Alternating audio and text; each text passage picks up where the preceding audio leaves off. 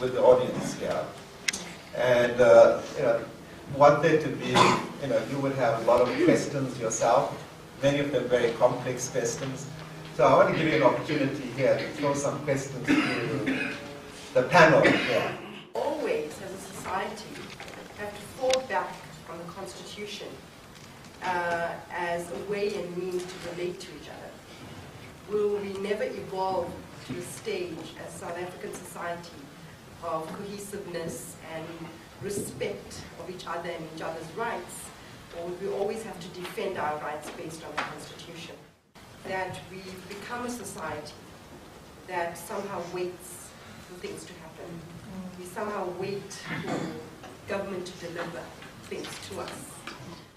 The Constitution is the supreme law, but I think the Constitution is also about our values, and it's about our ethic as a society, and we need to do more to imbibe those values. I often talk of the Constitution as sort of like the high watermark definition of what we expected as a society after we came out of apartheid. The second point I just made on the Constitution is it also shouldn't just be seen as being about defence. I'd like people to use the Constitution to assert rights, and not just to assert individual rights, but to assert rights that benefit the community. And it just raises the question, how effective is that?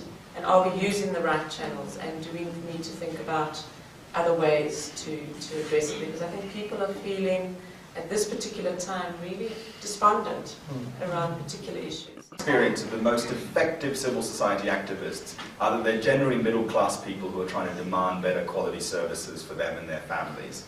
And I'm a newcomer to this country, and one of the things that I've noticed here is that there isn't yet that mass of middle-class people who are reliant on the state, because so much of life here has been privatized if you can afford it, that there isn't this critical mass of saying, we demand better quality services. And so, maybe that comes back to the point of why aren't more people out on the streets every day demanding better quality education? Maybe the answer is because those who can have afforded to privatize their education services. That critical mass of middle-class people exerting pressure on the state to do its job better and deliver on their tax money ain't there yet. There has to be more solidarity between middle-class people and poor people, and there isn't between a rich school and a poor school that builds these type of relationships.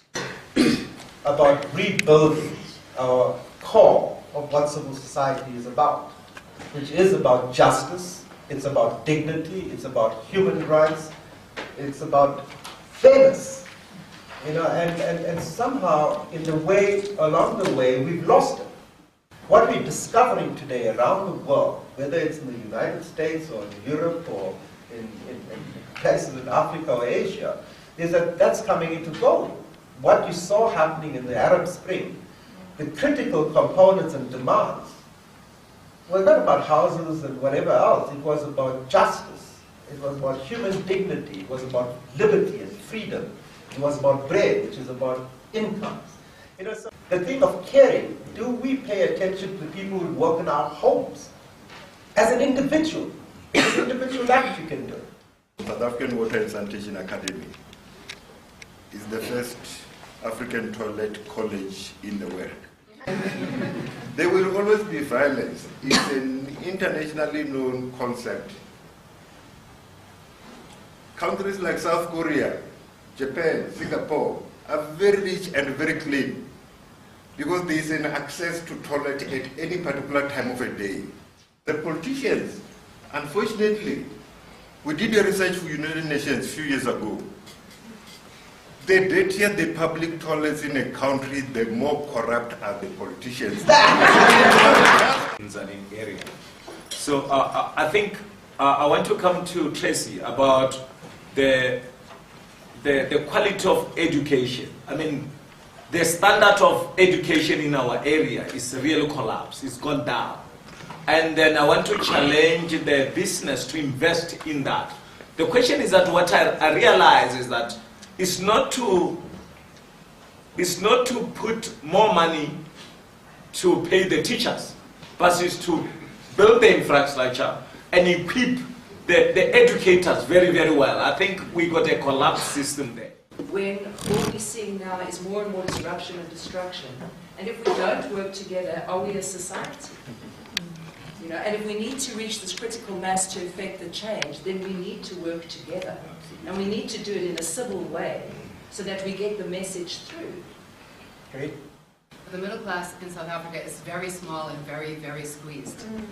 And the elites in business, and I do, by the way, represent a business organization, are really not willing to take on some of the important issues for fear of reprisal. It's for fear of reprisal to their bottom line.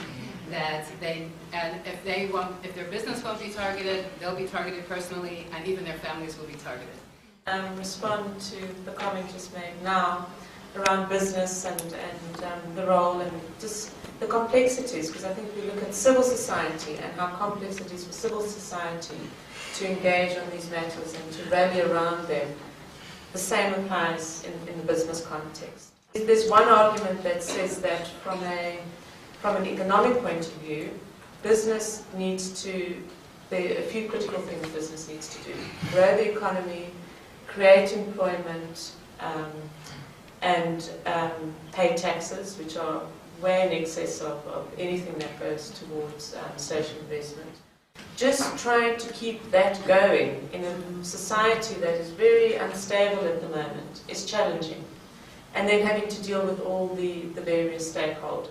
If you want people to sign up to a petition or to a campaign, you simply ask them to give you a missed call to a number that you create. It costs them nothing, they don't need to be literate, and they've run, Amnesty and a whole bunch of other organisations are running massive mobilisation campaigns using the simplest idea of a missed call. So I think we just have to get creative about how to use the technology that we have to mobilise people as effectively as we can. At Civicus, we say civil society is the arena that's between the family, the state and business. It's everything in between, so in all of its complicated glory. But a point that Mark tried to make earlier about sort of the social justice related bits of civil society, to me, I tell it slightly differently. I think of a journey, or a spectrum. And at one end is the fluffy end of civil society that everyone loves, and it's the community building bits of civil society. It's the churches, the community groups, the scouts, the Girl Guides. It's the stuff that business loves to support, because it's about building community. But those of us who've been interested in those, or involved in those sorts of organisations, soon come across instances where actually civil society needs to step in and provide services. So whether it's treatment action or whatever it is, you have to go and deliver the sorts of things that the state or business or others just aren't delivering it. But once you get into that sort of service delivery mode, which a lot of civil society is in, you start to say, hold on a minute, why are we doing this when we're supposed to have a state that's supposed to be providing?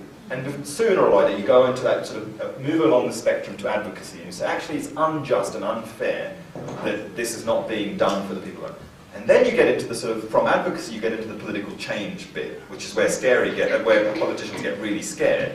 And where I think businesses have become very nervous to engage because they're saying, no, we'll do the fluffy bits, but not the edgy bits. I agree with you, but whilst I admit that we're the edgy bit, I don't think people understand what the edgy bit really is about. So they don't know, for example, that before you go to court on Limpopo textbooks, you spend 3 months trying to engage with government, pointing out to them the schools that didn't have books, etc., etc. Whether it's good enough, and this is a challenge with all due respect to the fantastic work that sits in front of us here, just to think and talk about accountability and often to lapse into civil society versus the state. And that's not to deny that, for example, you try to engage for months before EE or Section 27 will go to court. But if anyone on the panel may have read Duncan Green's book, the Oxfam Guide, Active Citizens and Effective States. And I think maybe our conversation in this country is still too much just about what we've been better at here and around the world, which is accountability and rule of law, and not building the state itself. The question is, how do we channel better citizens to report crime, corruption, but get an answer somewhere? They are scared of the police station. And I sort of reflect on the times where we were active. And we had no rich donor. There were those chickaloo sitting there wanting to give us money.